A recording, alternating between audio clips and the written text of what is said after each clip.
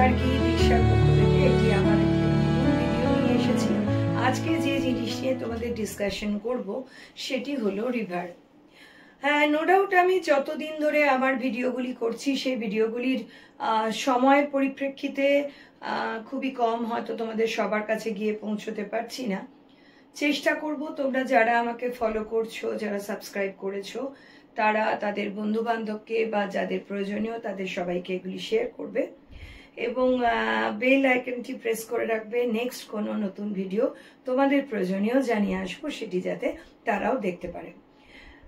River নিয়ে বা নদী নিয়ে আমি আজকে আলোচনা করব। রিভার মরফোলজির ক্ষেত্রে এমন এক ধরনের বিষয় যা মোটামুটি ক্লাস 9 থেকে শুরু করলে একেবারে প্রায় উচ্চ স্তরে মাস্টার ডিগ্রি পর্যন্ত প্রত্যেকটি মানুষের ক্ষেত্রেই ভীষণভাবে প্রয়োজনীয় এবং ভূগোল পড়ার ক্ষেত্রে রিভার ভীষণভাবে জরুরি।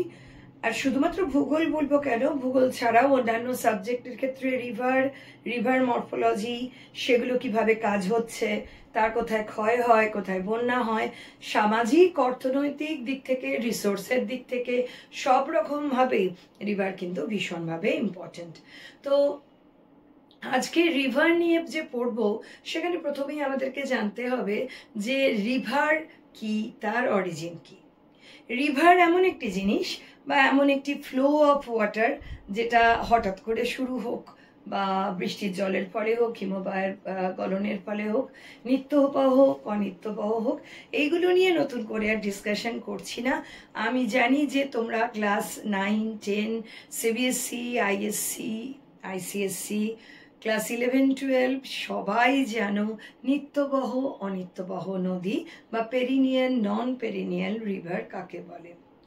যে নদীতে জল বেশি থাকে বা যেগুলো হিমবাহের গলনের ফলে সৃষ্ট হয় বা হিমবাহ গলে গিয়ে কোথাও হ্রদ হয়েছে তার থেকে সৃষ্টি হচ্ছে, সেই ধরনের রিভারকে আমরা কি বলে থাকি না নিত্যবহ নদী। যেমন গঙ্গা, যমুনা, ব্রহ্মপুত্র, সিন্ধু, এই সমস্ত নদী। নদী থাকলেই তার শাখা নদী, তার উপনদী সবই থাকবে। মেন নদীর সঙ্গে, মেন যে নদী রয়েছে তার সঙ্গে আশেপাশ থেকে যদি এসে জয়েন করে তখন তাকে আমরা বলি তার উপনদী। যেমন গঙ্গার ক্ষেত্রে বেশ কিছু উপনদীর নাম তোমরা জানো, কোশি, চম্বল, বেতোয়া। ঠিক তেমনি গঙ্গার আবার কতগুলো শাখা নদী রয়েছে যা ডিস্ট্রিবিউটারির। গঙ্গা কিন্তু সেখান থেকে তার বিভিন্ন অংশগুলোকে ছড়িয়ে দিয়েছে। যে নদীর চলন সোর্স থেকে শুরু করে একদম তার মোহনা পর্যন্ত বিশাল বড় হবে, অর্থাৎ সোর্স থেকে স্টার্ট করলে মোহনা পর্যন্ত যে অংশটি, যেটাকে সাধারণভাবে বলা হয় যে নদী যে সোর্স থেকে তৈরি হচ্ছে সেইখান থেকে বিভিন্ন অঞ্চলের মধ্যে দিয়ে প্রবাহিত হয়ে সমুদ্রে গিয়ে যখন পড়ছে তখন সেই জিনিসটিকে আমরা বলছি কি যে সেটা তার জল অববাহিকা অঞ্চল। অর্থাৎ সোর্সটাও তো একটা জায়গার মধ্যে, আবার যেখানে গিয়ে পড়ছে সমুদ্রে সেটাও একটা জায়গার মধ্যে। এর মধ্যে দিয়ে যেখান দিয়ে আঁকা বাঁকা পথে এসে প্রবাহিত হচ্ছে এই পুরো অংশটাই কিন্তু রিভার ক্যাচমেন্ট এরিয়া বা নদীর জল অববাহিকা।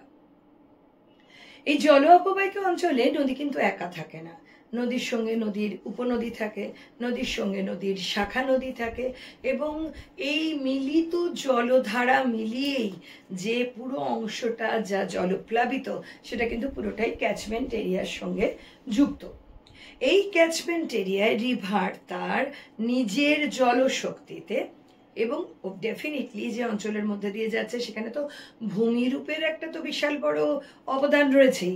ভূমিরূপটা ঢালু না, ভূমিরূপটা খুব খাড়া, তার শিলার প্রকৃতিগুলো আগ্নেয় শিলা কি মেটামরফিক কাইন্ড অফ রক, খুব হার্ড ধরনের না সফট ধরনের সেডিমেন্টারি কাইন্ড অফ রক, সেখানে কার্বনেট লবণ জাতীয় শিলা রয়েছে নাকি সেখানে বেসাল্ট, গ্রানাইট, বিভিন্ন রকমের অন্যান্য রূপান্তরিত শিলাও তার সঙ্গে রয়েছে। আগ্নেয় শিলার সাথে কিছু রূপান্তরিত শিলাও রয়েছে যেগুলি আরো বেশি হার্ড। তো চলার পথে বিভিন্ন ধরনের বাধা বিপত্তি, it's almost equivalent to the man's life.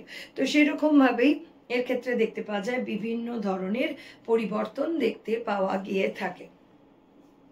তো যাই হোক, নদীর এই প্রবাহ পথে, নদীর ক্ষয় কার্যের ক্ষেত্রে বা নদীর সঞ্চয় কার্য বা নদীর বহন কার্যের ফলে একটা যে কোনো আদর্শ বা একটা যে কোনো আইডেন্টিক্যাল কোনো রিভার সম্পর্কে যদি আলোচনা করা হয়, তাহলে আমরা আমাদের দেশের গঙ্গাকে নিয়ে আলোচনা করব। বা তোমরা যারা শুনছো, যারা আমার ক্লাসে এখন বসে আছো, তাদের প্রত্যেকের জন্যই বলছি যে আমরা এটা তো জানি যে রিভার সম্পর্কে আমরা যখন পড়বো, রিভারের কাজকে আমরা তিনটে ভাগে ভাগ করি। একটা হচ্ছে ক্ষয় কার্য বা ইরোশনাল ওয়ার্ক, একটা হচ্ছে ট্রান্সপোর্টেশন বা বহন কার্য, আরেকটা হচ্ছে ডিপোজিশনাল বা বলা যেতে পারে অদক্ষেপণযুক্ত, অর্থাৎ যে জায়গাটাতে সঞ্চয় কার্য হচ্ছে। তো রিভারের এই যে টোটাল একটা বড় রিভার মরফোলজিক্যাল ওয়ার্ক, এই রিভার ভূমি গঠনকারী কার্যসমূহ যেটা সম্পর্কে আমরা জানবো, তার মধ্যে রিভারের কিন্তু প্রথম কতগুলো জিনিস ক্ষয় কার্যের মধ্যে দেখতে পাওয়া যায়। এক হচ্ছে হাইড্রোলিক অ্যাকশন, এক হচ্ছে অ্যাব্রেশন বা ঘর্ষণ, আরেকটা হচ্ছে অ্যাট্রিশন বা ঘর্ষণ ক্ষয়, আরেকটাকে বলা যেতে পারে দ্রবণ ক্ষয় বা যেটাকে আমরা বলে থাকি সলিউশন। জলপ্রবাহের ফলে, অর্থাৎ একটা কোনো জায়গা দিয়ে যদি আমি মনে করে থাকি যে এটা পাহাড়, এর মধ্যে দিয়ে রিভারটা বেরিয়ে আসছে, ব্লু দিয়ে করলে হয়তো তোমাদের বুঝতে সুবিধা হবে, এইখান দিয়ে রিভারটা বেরিয়ে আসছে, তাহলে এই জলের ধাক্কাটা এই দুটো সাইডে তো আছেই। তো এই যে জলের ধাক্কাটা, জল আসার সময় জলটা তো যখন বেরিয়ে আসছে একটা স্মুথ সারফেসের মধ্যে দিয়ে, তো সে আসছে না যে আমি ঢেলে দিলাম সমতল এলাকায় জলটা চলে গেল, তা তো নয়। সুতরাং এই ঢাল বরাবর ফ্লো হবার সময় আলটিমেটলি সেখানে কি লক্ষ্য করা যাচ্ছে, সেখানে দেখা যাবে জলের এই যে দুটো জায়গায় জিনিসটা ধাক্কা খেতে থাকে, সেই ধাক্কা খাওয়ার ফলে আলটিমেটলি এই সমস্ত জায়গা জলের ধাক্কাতে বেশ কিছু ক্ষয় হয়। তাকে বলা হয় হাইড্রোলিক অ্যাকশন বা জলপ্রবাহজনিত ক্ষয়। আরেক ধরনের জিনিস তোমাদেরকে আমি চট করে এঁকে দেখিয়ে দিচ্ছি।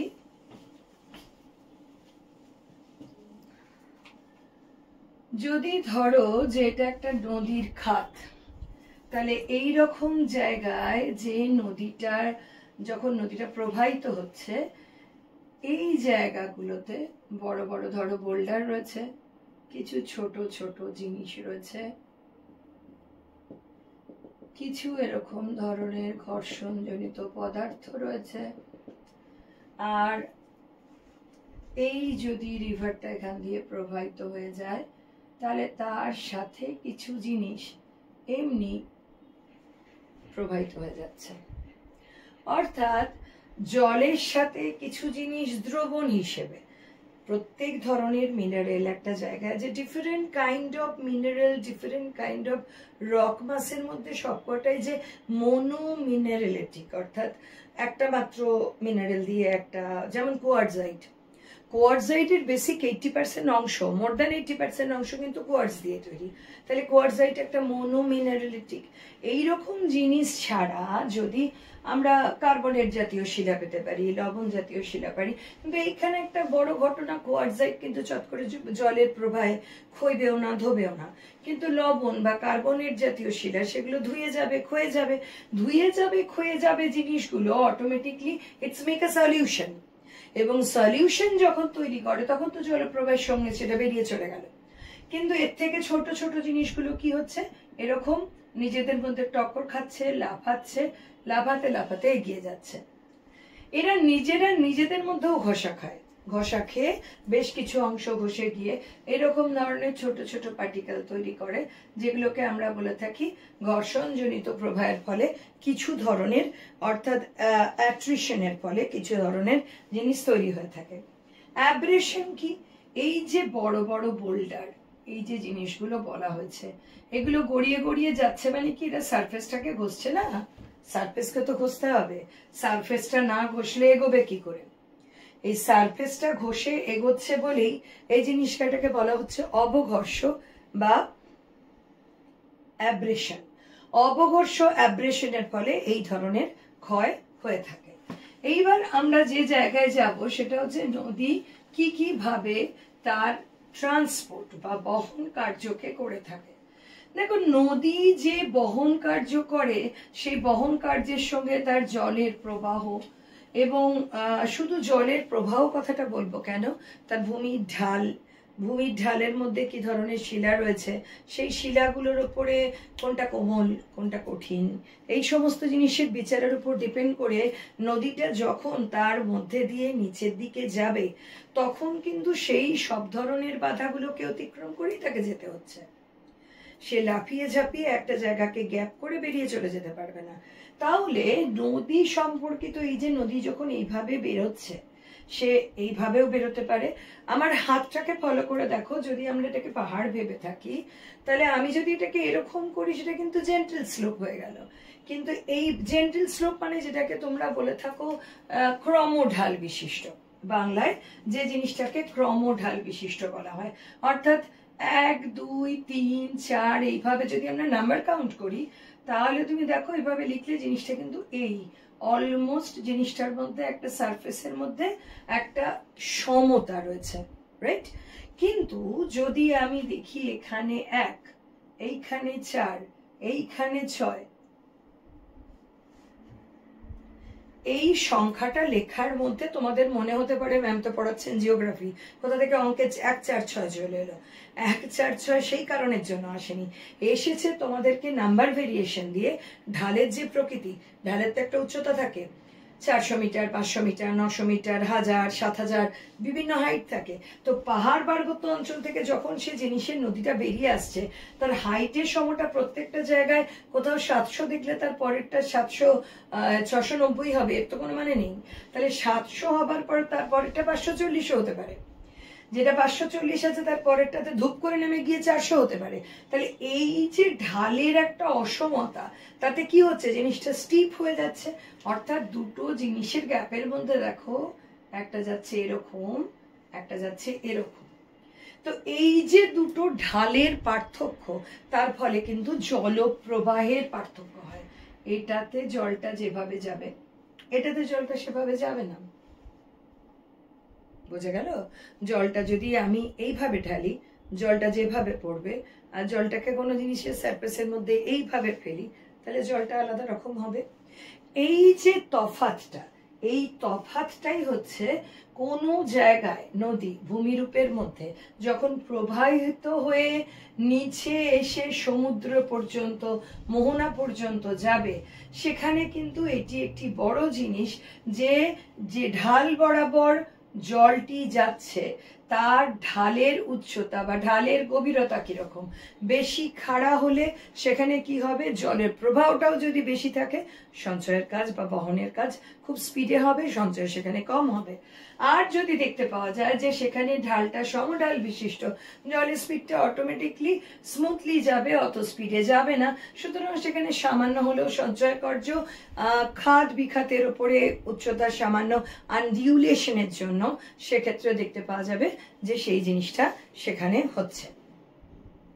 এখন প্রশ্ন হচ্ছে যে আমরা এই যে পুরো নদীর অংশটা দেখছি, এর মধ্যে ক্ষয় একটা জিনিস ছাড়া বহন আর সঞ্চয়টা কিন্তু অনেকটাই ঢাল, জলপ্রবাহের প্রকৃতি, জলের গতি তীব্রতা, তারপরে এই সমস্ত জিনিসগুলো ছাড়া কোনো কোনো সময় দেখতে পাওয়া যায় যে কিছু ছোট ছোট যেগুলো ক্ষয়ের ক্ষেত্রে একদম খুব সূক্ষ্ম কণা, যা চট করে চোখে দেখতেও পাওয়া যায় না, সেগুলো কিন্তু ভাসমান পদ্ধতিতে ওপর দিয়ে বেরিয়ে যায়। আর যা কিছু থাকে কিছু কিছু গড়িয়ে যায়, কিছুটা জলপ্রবাহের সাথে যায়।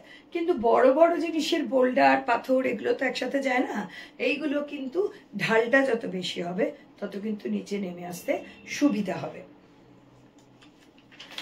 তো এরপরে আমরা আরেকটা ধরনের জিনিস দেখতে পাই, যে জিনিসটাকে বলা হয় যে এই প্রত্যেকটা জিনিস জলের আপেক্ষিক ওজন বা স্পেসিফিক ওয়েট অফ ওয়াটারের উপরে ডিপেন্ড করে থাকে। অর্থাৎ নদী কিভাবে কোনো জায়গায় কোনো জিনিসকে বহন করবে, কোনো জিনিসকে সঞ্চয় করবে, সেটা নদীর আপেক্ষিক ওজনের উপরে ভীষণভাবে ডিপেন্ড করে। নদীর আপেক্ষিক ওজন বেশি হলে বহন ক্ষমতাটা বেশি হবে, এবং সেক্ষেত্রে এটাকে আমরা বলে থাকি ট্র্যাকটিভ ফোর্স। অ্যান্ড ক্রিটিক্যাল ট্র্যাকটিভ ফোর্স কতগুলো পার্টিকুলার জিনিসের উপর ডিপেন্ড করে, যার মাধ্যমে ট্র্যাকশন থেকে ট্র্যাকটিভ নো ডাউট টেনে নিয়ে আসে। তো সেই জিনিসটার ফলে আমরা সেটাকে কি দিয়ে ডিনোট করব? তোমরা এটাকে বলা হয় ক্রিটিক্যাল ট্র্যাকটিভ ফোর্স, যেটাকে ওয়াই, ডি এবং এস তিনটের মাধ্যমে ডিনোট করা হয়ে থাকে। ওয়াই মানে কি? ওয়াই মানে হলো জলের আপেক্ষিক ওজন, বা যেটাকে আমরা কি বলছি, রিলেটিভ ওয়েট। এটা জলের আপেক্ষিক ওজন। যারা ক্লাসে আছো তারা তো প্রত্যেকে নিশ্চয়ই ভালোভাবেই দেখতে পাচ্ছ, তাদের ক্ষেত্রে কোনো অসুবিধা তো হচ্ছে না। এবার পরবর্তীতে যারা ডি জিনিসটি কি? ডি জিনিসটির মধ্যে বলা হচ্ছে জলের গভীরতা বা ডেপথ অফ দ্য ওয়াটার, জলের গভীরতা। এস কি? এস এর মাধ্যমে নদী খাত, অর্থাৎ এই যে রিভার, এই জায়গার মধ্যে দিয়ে প্রবাহিত হচ্ছে, এই জায়গার এই 3 ডাইমেনশনাল এরিয়া দিয়ে যদি আমরা এটাকে দেখি,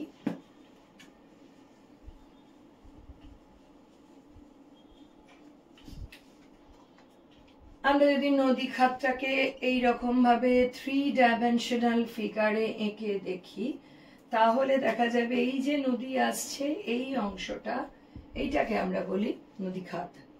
এই নদী খাতের গভীরতা পার্বত্য অঞ্চলে কি হয়, নিচের দিকের অংশটার ডেপথটা বেশি থাকে। কেন হয়? তার কারণ যেহেতু এটা হার্ড রক মাছ দিয়ে আসছে, তাই জন্য এখানে কি হয়, ডাউন কাটিংটা বেশি হয়ে থাকে। এবং ডাউন কাটিংটা বেশি হওয়ার জন্য আলটিমেটলি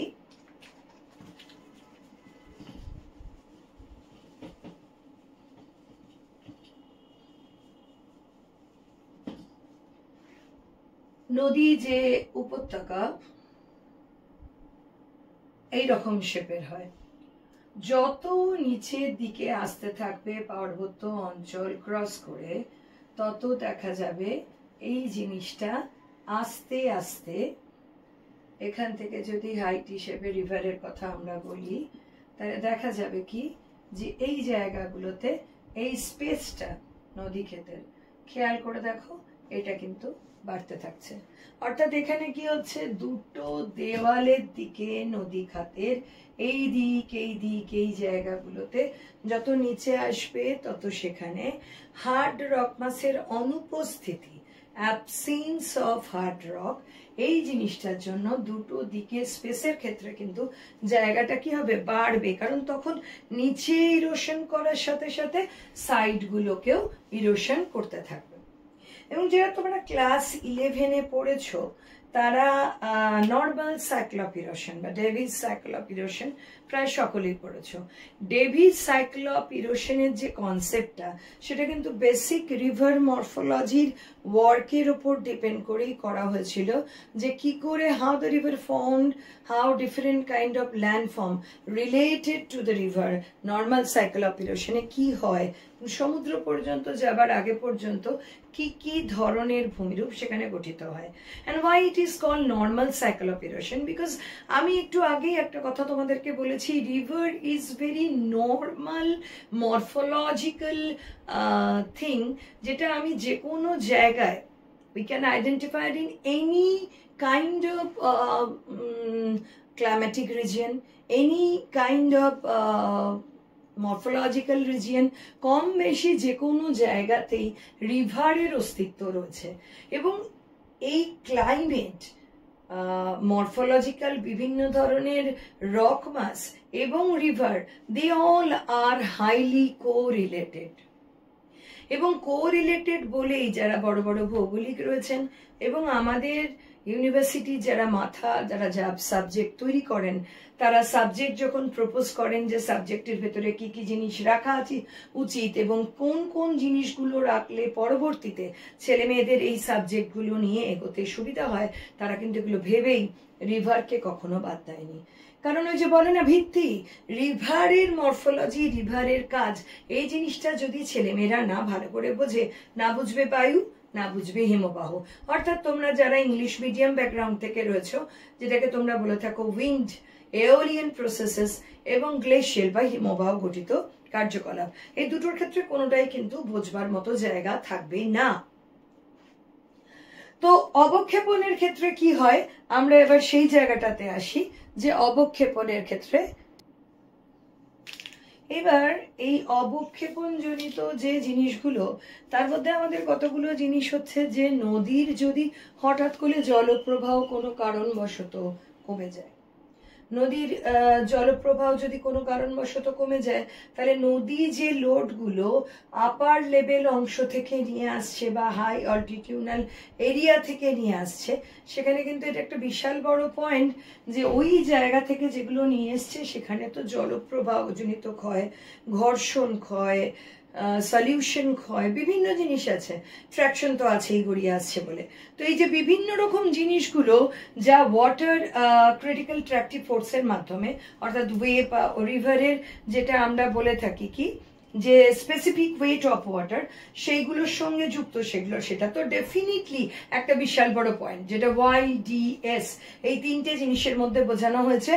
Y হচ্ছে জলের আপেক্ষিক ওজন বা ওয়াটার রিলেটিভ ওয়েট, D হচ্ছে depth of the water, and S হচ্ছে নদী খাত বা রিভারের যে ডেপথে যে নদী খাতটা, যেটা ভ্যালিটা, সেই ভ্যালিটার ঢাল বা স্লোপ। তো এই জায়গার ক্ষেত্রে যদি এখন হঠাৎ দেখতে পাওয়া যায় জলের পরিমাণ বেড়ে গেছে, তাহলেও দেখতে পাওয়া যাবে হিউজ অ্যামাউন্ট অফ জিনিস সে টেনে নিয়ে গিয়ে অনেকটা দূরে গিয়ে ফেলবে, যেখানে যদি স্লোপটা কমে যায় তবেই সে গিয়ে ফেলতে পারবে।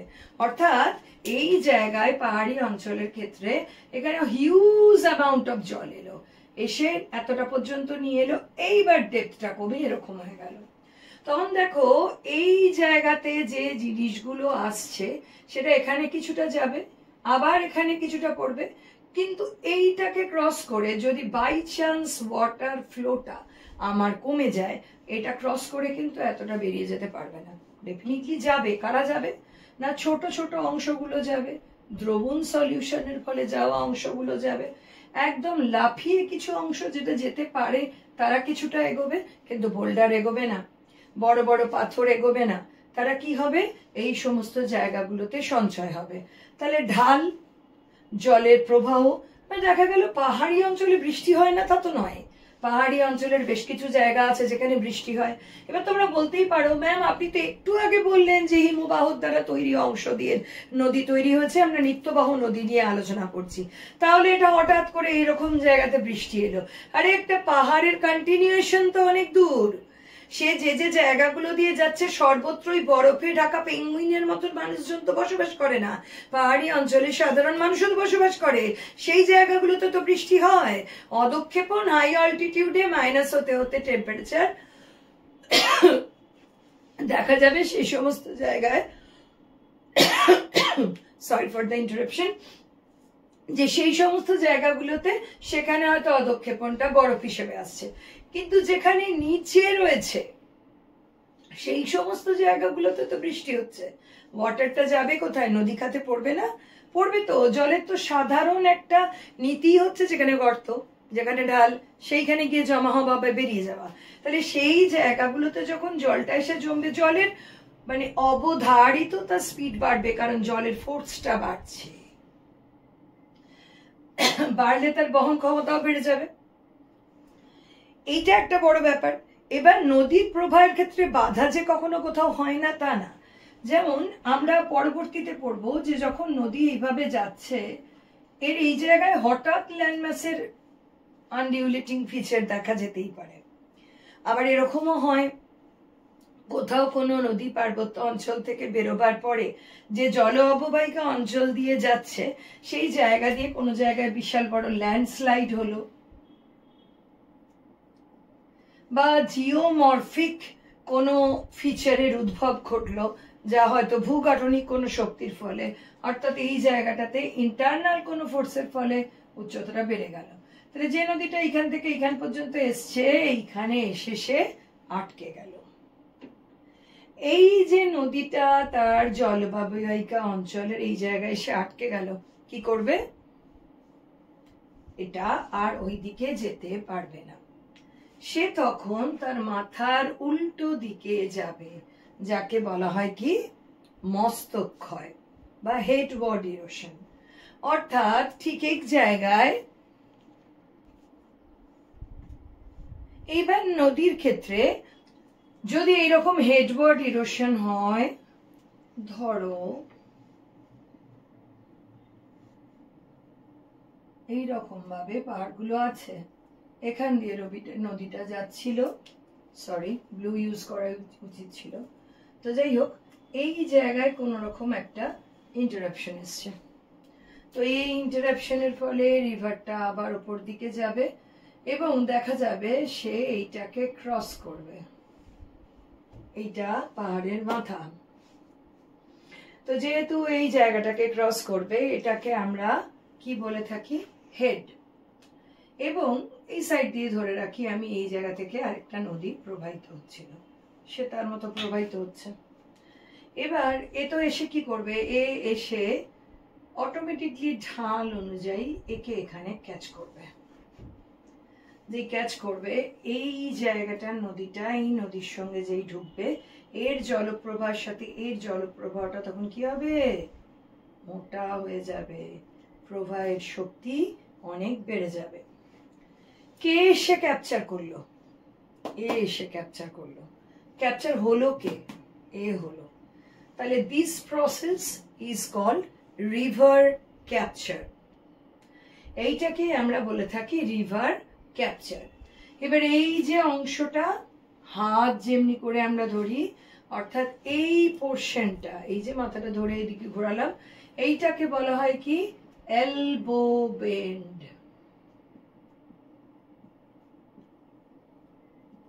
এলবো বেন্ড, রিভারটা ক্যাপচার হয়ে গেল।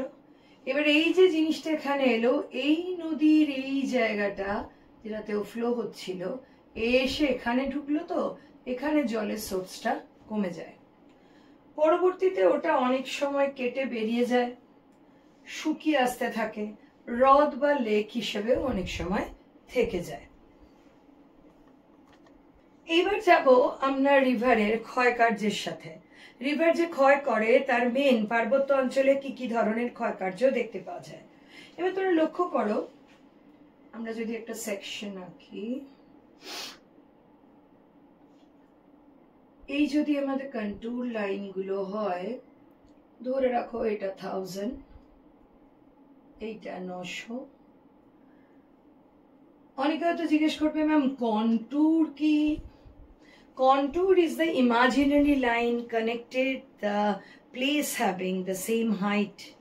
অর্থাৎ আমরা ম্যাপ তৈরি করবার সময় এমন কিছু ধরনের জিনিস ইউজ করি যার মধ্যে কন্ট্যুর বা উচ্চতা রেখা থাকে। আমরা যখন 2 বা 3 ডাইমেনশনের কোনো ফিগারকে আমরা পাতার মধ্যে হিমবাহের ছবি আঁকছি, নদীর ছবি আঁকছি, আমাদের ভারতের ছবি আঁকছি, ভারতকে কি 3 ডাইমেনশনাল ফিগারে দেখাচ্ছি? দেখাচ্ছি না তো, 2 ডাইমেনশনাল ফিগারে দেখাচ্ছি। অর্থাৎ ভারতের ছবিটা নয় চওড়ায় বড় হবে, নয় লম্বায় বড় হবে, অর্থাৎ এটা 2 ডাইমেনশনাল। অর্থাৎ দৈর্ঘ্য আছে, প্রস্থ আছে, উচ্চতা নেই। অর্থাৎ সেই জিনিসটাকে যেভাবেই হোক তোমার চোখের সামনে সেটার একটা ফরমেশন নিয়ে আসার চেষ্টা করা হচ্ছে, কিন্তু সেখানে কিন্তু পারফেক্টলি সেই দৈর্ঘ্য প্রস্থ উচ্চতাটা নেই, 3টে দিক দেখতে পাওয়া যায় না। তো দ্যাটস ওয়াই এটাকে 3 ডাইমেনশনাল ফিগার বলে না। তো এই এটাকে যদি আমরা একটা টোপোশিট মনে করে থাকি, তো টোপোশিটের ক্ষেত্রে এই যে উচ্চতার জায়গাটা, এই যে উচ্চতার বিভিন্ন রকম পার্থক্য, সেই উচ্চতার পার্থক্যগুলোকে আমরা কি দিয়ে দেখাই না, সম উন্নতি রেখা বা যাকে বলা হয় কন্ট্যুর লাইন, সেই কন্ট্যুর লাইন দিয়ে দেখাই। এই কন্ট্যুরের আবার কতগুলো নিয়ম আছে। এই যে ভি অ্যাপেক্স, রিভারের এইটাই তো নিয়ম। এই যে অ্যাপেক্সটা এটা নিচের দিকে থাকে, এই জায়গা থেকে রিভারটা বেরোয়। আর রিভার আলটিমেটলি এটা হচ্ছে রিভারের নদীর খাত। এইখানে রিভারটা এইভাবে আসে, এই যে তোমরা যে জিনিসটা দেখলে এই কন্ট্যুর বরাবর, এটাকে আবার 700 ধরতে হবে। তো যেখানে যদিও আমি সমঢাল বিশিষ্ট দেখিয়েছি, এটা সমঢাল বিশিষ্ট না হয়ে এর অংশটা এরকম হতে পারে, কিন্তু মানে 1000, তারপরেরটা 900, 800, তারপরে দেখা গেল আবার 750। তারপরটা আবার দেখা গেল 740, এরম ভেরিয়েশনও কিন্তু হতে পারে। অর্থাৎ আনডিউলেটিং সারফেস সেম হাইটের গ্যাপ অনুযায়ী হবে না একই হাইটের মধ্যে আনডিউলেশন অংশ দেখতে পাওয়া যাবে, সেটা কিন্তু ডিপেন্ড করে। তো এই যে অংশটা এটা এরকমও হতে পারে, আবার এটা এইরকমও হতে পারে। তো এই যে জায়গাটা খেয়াল করে দেখো, এটাকে যদি আমরা এইভাবে শেপটা আঁকি তাহলে একটা দাঁড়ায় এইরকম, তাই তো, আরেকটা দাঁড়ায় কি এর থেকে একটু deep. So what is the basic difference? এটা হচ্ছে রিভারের গিরিখাত, এটা হচ্ছে ক্যানিয়ন। গিরিখাত আর ক্যানিয়ন এই দুটোই কিন্তু পার্বত্য অঞ্চলে তৈরি হয়, কিন্তু একটাকে আমরা জেনারেল নদী খাত বা গিরিখাত বলে থাকি। গিরি কথাটার অর্থ হচ্ছে পর্বত, পার্বত্য অঞ্চলে নদীর যে খাত তৈরি হয় তাকে আমরা বলি গিরিখাত। এবার প্রশ্ন হচ্ছে ম্যাম ক্যানিয়নও তো পার্বত্য অঞ্চলে তৈরি হয়। একদম পার্বত্য অঞ্চলেই তৈরি হয়, কিন্তু কোন ধরনের পার্বত্য অঞ্চলে তৈরি হয়? জলবায়ুগত দিক থেকে বিচার যদি আমরা করি তাহলে দেখা যাবে সেই সমস্ত জলবায়ু অঞ্চলে যেখানে বৃষ্টির পরিমাণ কম, বড় বড় পাহাড় পর্বত যুক্ত অর্ধ মরুপ্রায় অঞ্চলও অনেক রয়েছে, এবং আমাদের দেশে নেই সেরকম, যেখানে দেখতে পাওয়া যায় বৃষ্টির পরিমাণ কম হয়, অঞ্চলটি ডোলোমাইট, চুনা পাথর, কার্বনেট জাতীয় কোনো পদার্থ দিয়ে তৈরি। সুতরাং সেখানে যখন 1 বছর পরে হোক, 2 বছর পরে হোক, বা হঠাৎ করে হোক, যখন বৃষ্টি হয়, বৃষ্টির জলটা কি হয়, চক যেমন জল টেনে নেয়, ওইখানেও কিন্তু কার্বনেট জাতীয় পদার্থগুলো নদীর জলকে টেনে নেয় বা শোষণ করে। এই শোষণ করাটা কি যে কাইন্ড অফ ইরোশন। কারণ তুমি চককে যদি জলের মধ্যে ডুবিয়ে দেখো, দেখবে কাপের জলটা তো সঙ্গে সঙ্গে শেষ হয়ে গেল, চকটা ওপর থেকে দেখতে মনে হবে বাহ চকটা কি সুন্দর লাঠির মতন হয়ে রয়েছে, অথচ জলটা টেনে নিল। হাতে করে তুলে দেখো চকটা কিন্তু কাদার মতন সাদা হয়ে ভেঙে যাবে।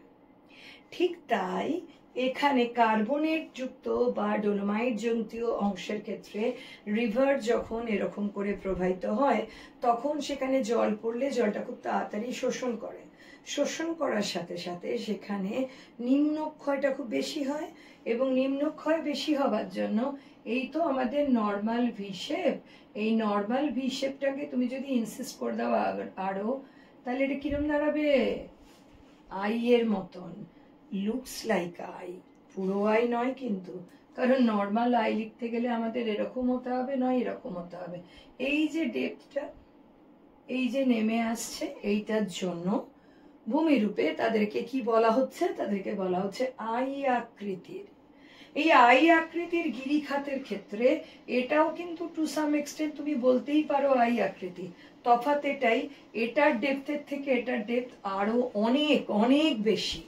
এবং ক্যানিয়ন তৈরি হওয়া, তার মানে তোমাকে পরিষ্কার কথায় বলা যেতে পারে, যেমন আমরা বলি না যে all the minerals are ore but all the ore are not mineral। তার মানে আকরিক থেকে আমার বিভিন্ন খনিজ দ্রব্য তৈরি হয়, একদম ঠিক কথা, কিন্তু তাকে পরিশ্রুত করে তাকে ব্যবহার উপযোগী রিসোর্স তৈরি করতে হয়।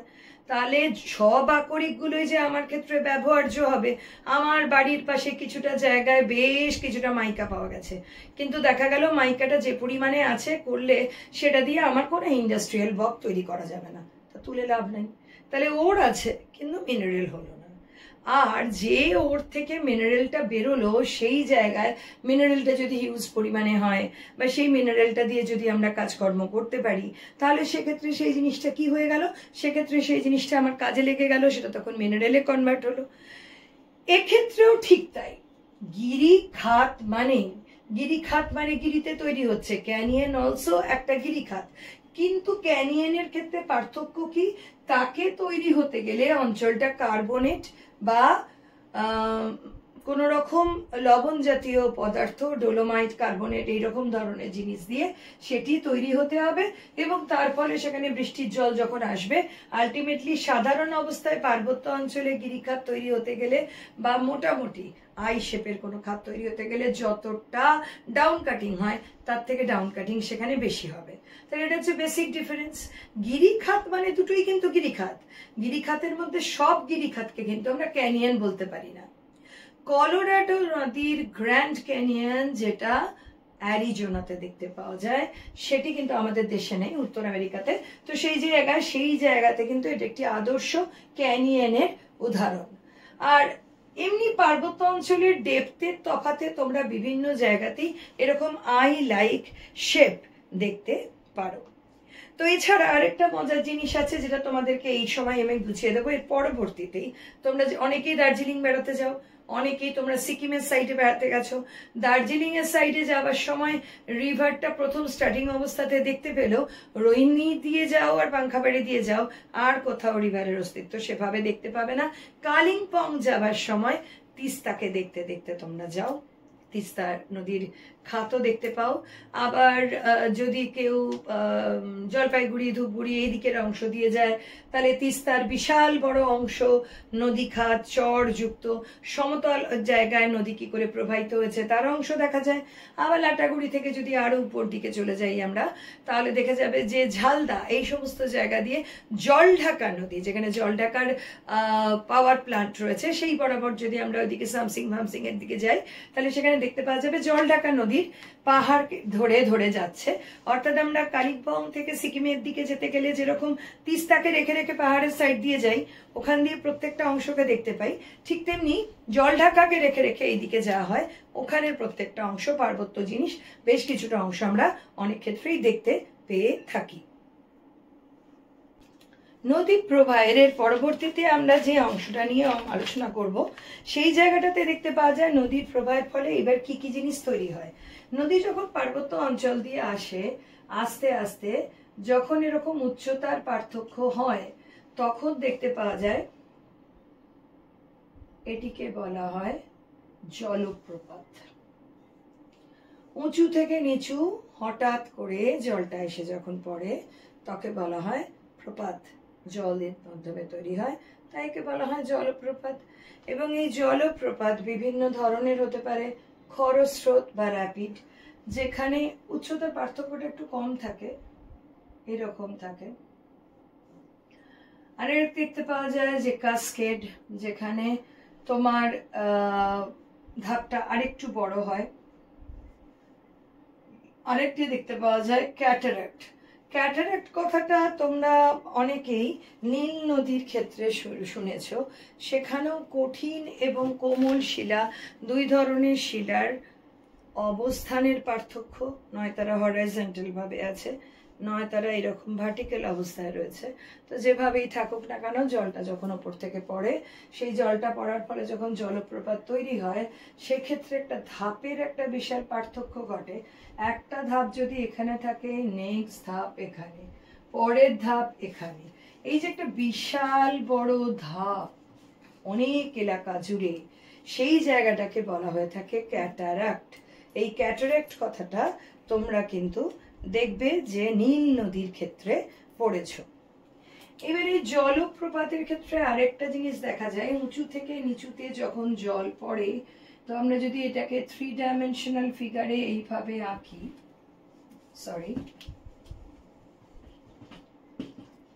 আমরা যদি এইভাবে অংশটাকে এইভাবে আঁকি, যে জলটা এখানে এসে পড়ছে,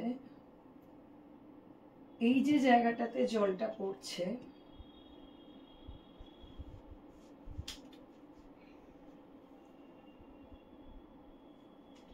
এই জায়গায় জল পড়ার ফলে একটা গর্ত তৈরি হয়। এই গর্তটাকে বলা হয় কি প্লাঞ্জ পুল। দেখবে বাড়িতে যাদের নিজেদের বাড়ি আছে, অনেক সময় ওভারফ্লো পাইপ যেখানে পড়ে, সেখানে কিন্তু দেখবে একটা গর্ত বা ডিপ্রেশন তৈরি হয়, ওটাও কিন্তু কাইন্ড অফ প্লাঞ্জ পুলের মতন। আরেকটা জিনিস আছে, অনেকে এই প্লাঞ্জ পুল আর মন্থকূপ বা পটহোলসকে গুলিয়ে ফেলো। পটহোলসকে গোলাবার কিন্তু কোনো ব্যাপার নেই। পটহোলস হচ্ছে জলের মধ্যে থাকা বিভিন্ন যে পদার্থগুলো, ছোট বড় যাই হোক না কেন, নিজেদের সঙ্গে ঘষা খাচ্ছে, টক্কর খাচ্ছে। ইনফ্যাক্ট নদী খাতের মধ্যেও তারা কিন্তু টক্কর খেতেই থাকে। এই টক্কর খাওয়ার ফলে, ঘর্ষণের ফলে, তাদের ঘর্ষণে মাটির অংশটাও কিন্তু বেশ কিছুটা অংশ ঘর্ষিত হয়।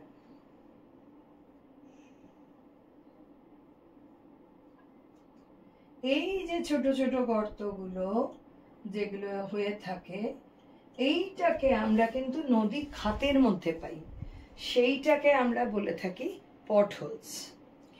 এছাড়া আরেকটা জিনিস দেখা যায়, যেটা তোমাদের এই মস্তকক্ষয়ের সঙ্গেই আমি তোমাদেরকে বলা আমার উচিত ছিল, যে একটা নদী আমরা যে অবস্থায়, যে স্থানে থেকে আজকে গঙ্গাকে দেখছি, আমাদের থেকে হাজার হাজার বছর আগে যখন তো মানুষের ঐতিহাসিক সভ্যতা তৈরি হয়ে গিয়েছে, নদীর অস্তিত্ব রয়েছে। এবং নদী তো আমি যে একটু আগে বললাম এমন এক ধরনের সাবজেক্ট যে শুধুমাত্র নদী কিন্তু আমাদের ভূগোলের ক্ষেত্রে নয়, নদী নিয়ে কবিতা, উপন্যাস থেকে শুরু করে ইতিহাসের প্রতিটা পাতাতেও কিন্তু নদী ভীষণভাবে ইম্পর্টেন্ট। কারণ রিভারাইন সিভিলাইজেশন তৈরি হয়েছে পৃথিবীর প্রত্যেকটা দেশেই। খাদ্যের প্রতুলতার জন্য বা চাষাবাদ প্রত্যেকটা কাজের জন্য নদীকে সেন্ট্রালাইজ করে বিভিন্ন সভ্যতা তৈরি হতো। ন্যাচারালি সমুদ্র এমন একটা বিশাল বড় জিনিস, তার যা বিশাল বিস্তার, তার যা বড় মানে শক্তি, তার সঙ্গে তো মানুষ কোনো কিছু ভাবে যুঝে উঠতে পারবে না। তো নদীকেই মানুষ নিজেদের মানে পারিবারিক জীবনে বলো, সামাজিক জীবনে বলো, অর্থনৈতিক জীবনে বলো, সবকিছুতেই রিভারের একটা বিশাল বড় গুরুত্ব রয়েছে।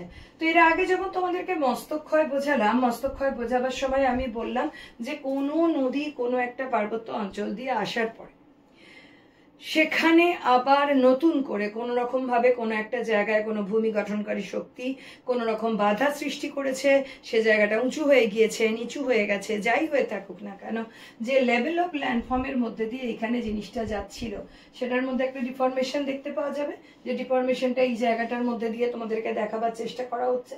তো এই রকম জিনিস যদি হয়ে থাকে তাহলে কি হয়, রিভারের ক্ষেত্রে রিভারের এই যে ভ্যালিটা, ভ্যালির মধ্যে নতুন করে ভ্যালি তৈরি হয়, এইগুলো থাকে কাট পয়েন্ট। এইগুলোকে বলা হয় কি না, এইগুলো আগের নদীর জায়গায় নতুন করে আবার নদীর উপত্যকা তৈরি হলো। কেন হলো? নদীর উচ্চতার পার্থক্যের জন্য। এগুলোকে বলা হয়ে থাকে নিক পয়েন্ট। আর একই পার্বত্য অঞ্চলে নতুন করে আবার যখন নদী তৈরি হয়ে থাকে, তার মানে নদী তো তার পার্বত্য অঞ্চলে যৌবন অবস্থায় রয়েছে, তাহলে সেখানে আবার পুনর্যৌবন পেল। তো এই পুনর্যৌবন হবার ফলে এই যে নদীর মধ্যে ভ্যালির মধ্যে আবার ভ্যালি তৈরি হলো, দুটো ভ্যালির মধ্যে উচ্চতার যে পার্থক্য, নতুন ভাবে সঞ্চিত জিনিস, আগের সঞ্চিত বা ক্ষয়ের জিনিস যাই থাকুক, সেই দুটো জিনিসের ফলে যে উচ্চতার পার্থক্য দেখতে পাওয়া যায়, সেটাকে তার কাট পয়েন্টগুলোকে আমরা বলে থাকি নিক পয়েন্ট। এছাড়া আর আমরা কতগুলো জিনিস দেখতে পাই। এর পরবর্তী যে স্টেজটা সেটা কিন্তু বহন আর সঞ্চয় কার্যের ফলে। তো বহন আর সঞ্চয় কার্যের ফলে কি হয় সেটা তাহলে আমরা এবার দেখবো।